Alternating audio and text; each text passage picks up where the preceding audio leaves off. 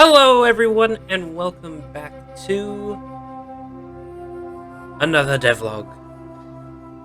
Number 40 of June 2021 on the 30th. I had a feeling it was going to come today. If not today, then tomorrow. Alright, without further ado, let's get into it.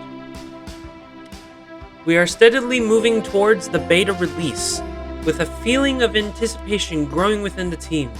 Many of the gameplay systems required to move the game forward are coming together, so it's a very exciting time to be working on the project. While there's no set on beta release date, we can share at this moment, we can give you an insight into our process as we approach this next milestone. Other than, obviously, completing the gameplay systems we started, the main goals for these coming months include completing a large volume of art assets, such as animal animations, buildings, modular structure, and etc. As well as balancing the core gameplay loop. This second objective is especially important since gameplay is built from a multitude of interconnected moving parts as a team. This is our first time tackling such a complex task, so we want to take the necessary time needed to make the player experience enjoyable. With that being said, let's take a dive into this month's development progress. Ooh, alright, let's take a look-see. Nice! So, we're getting like a little water viewing area here. Here's the shelters for these Edmontosaurus, and these Edmontosaurus are the usual ones we've seen so far. Here's one right over here. We got the wooden fence. We got the feeders. We got this area, which I don't know what that's supposed to be. It might be like a little enrichment or something like that, but I doubt it. Or maybe it's like another little structure, but I don't really see why they would need another shelter or something like that. I don't really think that's what it is. I think it's some type of enrichment. They got like stones up here, or that's probably just a rock. But it looks really nice. Looks great. Here they are just lying about on the beach. Still thinking about a crocodilian in here. Alright. Created by Warpath. Nice job. Ooh, here we go. June had a large focus on background work and optimization, but it also allowed us to work on a bunch of new and exciting features for the game. First up, objective recoloring. This is something that we're trying to build a robust framework for, but it's coming along very well. While the system isn't quite ready enough to be properly shown off, we're excited to confirm that many objects in Prehistoric Kingdom will be fully recolorable, with some even having multiple color choices for their patterns. We're hoping to give a more in-depth look into this colorful beast of a system in July's devlog, so hang tight. Look at that. And there's like a few here's a few concrete ones and a few brick ones. So not really much to see, but just recoloring, so that's nice. Next up, music. Our dynamic music system is a first for Prehistoric Kingdom, as it allows us to contextually pick or manipulate tracks using data driven by players and the state of their park. It's really quite powerful, and we're looking forward to getting the most out of it. Finally, the team took a look at optimizing various parts of the game. Modular pieces are now instanced like painted forests. The more testing is required to see how much of an improvement it could be. Selection graphics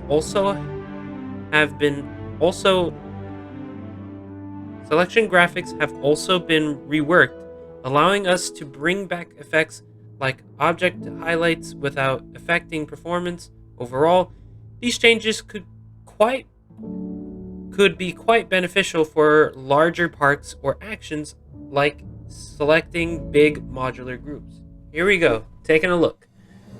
Alpha. Alright, so power management, failure and reboots, done.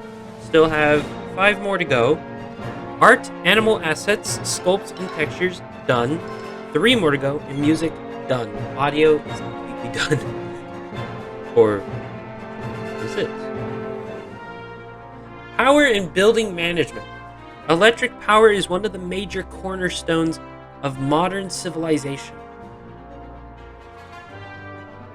This rings. That's a little bit of a typo there. These rings, especially true in Prehistoric Kingdom, unless... Okay, I think it's more of a typo of the period. Electric power is one of the major cornerstones of modern civilization. This rings especially true in Prehistoric Kingdom, unless you plan on escaped carnivores being part of the tour experience. With the importance of this mechanic being so high, we spent a better part of July introducing new electrifying depths to the power system. Power generators are now capable of failing on their own, requiring a reboot to get them running again. Their chance of turning off is based on a failure rate, influenced by the type of generator, its effective range, and structural integrity. Using the new selection graphics, the visual for our power range and network have been significantly improved since Alpha 2. So let's take a look-see. Alright, so we got updated range graphics, more robust, better merging. Okay, so this is something that you don't see in Planet Zoo or in Jurassic World Evolution, and I bet we're not going to see this in number 2 as well, to where you can actually merge the power. So that's really good, and it's going to be more robust as well. A generator's range can be manipulated by players to increase/decrease the chance of failure. I could see that. We're back to this again. Similarly, I said it! Similarly, all infrastructure and guest facilities take damage over time. Once an initial warranty period has expired, they become susceptible to age and, of course, various weather conditions. Like we see here. I don't need to click on it. We already see it much. See, look at this. It's not alpha build anymore. It's beta build. But I think it's always been like that, though. We'll see. What am I talking about? It probably has been like that ever since they stopped working on alpha. As a building's structural integrity falls, its monthly upkeep increases until the building eventually shuts down. Occasionally, checking up on your park and looking for buildings in need of repair will help keep the costs lower and your guests satisfied for longer. Let's say for a long amount of time. That sounds better. Day/night cycle and weather. Okay, now this is something we didn't really have in the alpha, unless you changed how it was of day and night. But that's because it was sandbox, so you could do whatever you want. As nightfall arrives, the park springs anew, illuminating the paths and boulevards. Lights activate across the zoo to bring another dimension of life to your prehistoric kingdom. Okay, so we see a few buildings here, we see a few guests, a few decorative places. Here's the Apata store, the T-Rex Cafe, the information center, and I think there's an exhibit right over here. And I think this is one of the restaurants, I think. Can't remember. Staff only. Here's the restrooms. Oh, we haven't seen that. Unless that's made, but no, I don't think that's... Anyways, here's the store again. Welcome. And Nasutoceratops. Ooh! Animal showcase. Come on, come on. We need to know. Will it be the mini aviary creature? Let's see. I haven't... This is the first time, guys. So far, it's not as good as it was last year, but it's still good nonetheless. It's more than just pretty looking fluff. However, both nighttime and the now implemented weather system reduce the effectiveness of basic power solutions. Solar panels and wind turbines are less than ideal depending on the availability of sunlight or during strong rainstorms. Weather patterns can change on a monthly basis, offering unique alterations to both visual aesthetics and management conditions. Over the course of an in-game year, players can discover seasonal variations on their chosen map. Wet and dry seasons provide tropical locals with a distinctly damp flair, while colder environments see chilling drops in the temperature. So, what they're trying to say is that in different habitats, there are different seasons. So say like more in boreal forests, temperates, or temperate forests, or just like in a non-tropical environment, there is always going to be spring, summer, fall, and winter. But if you're in a tropical area, yes, there will be spring, summer, fall, and winter, but there's going to be 2 different seasons of any of those. Like, what's a good example?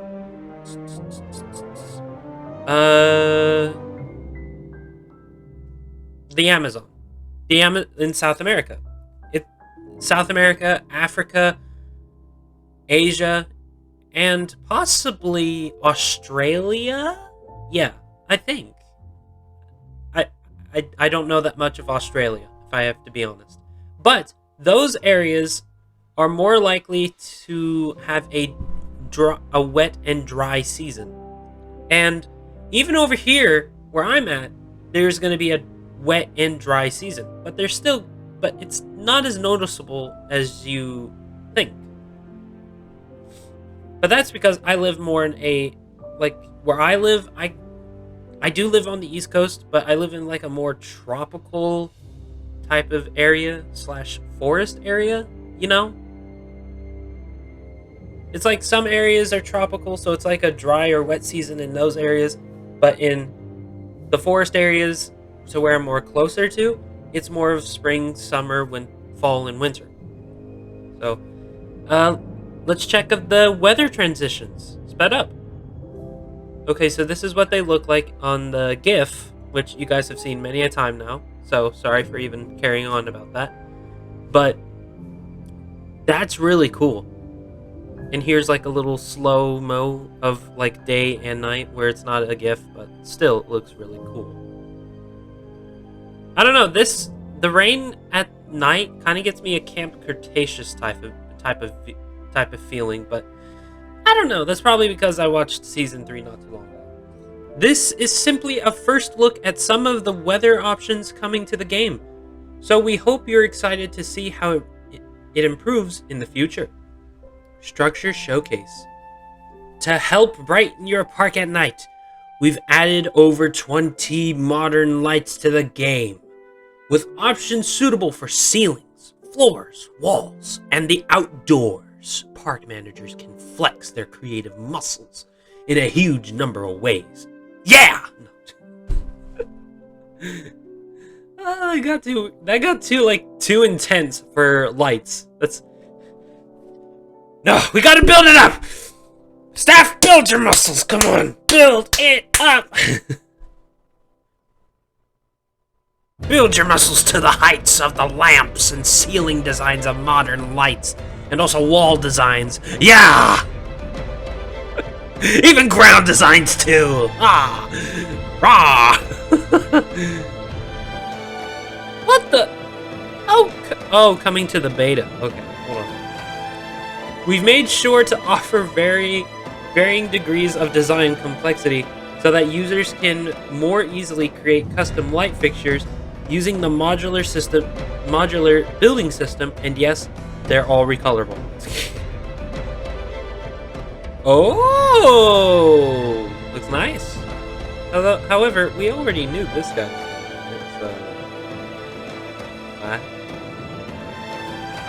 Coming to the beta is the majestic Camarasaurus, arriving with all 3 alternate species.